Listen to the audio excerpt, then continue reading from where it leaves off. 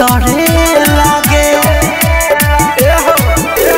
पतरे बलमुआ तो खतरे लागे ढोरिया पसूती के लतरे लागे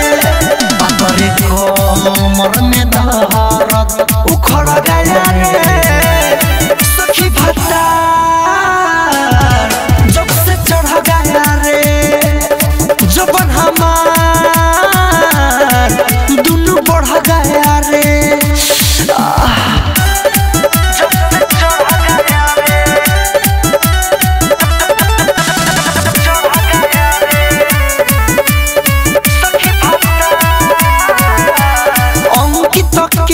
नीरज हो धरे न बलमुआ धीरज हो अंकित केला नीरज हो धरे न बलमुआ धीरज हो राइटर मिथुन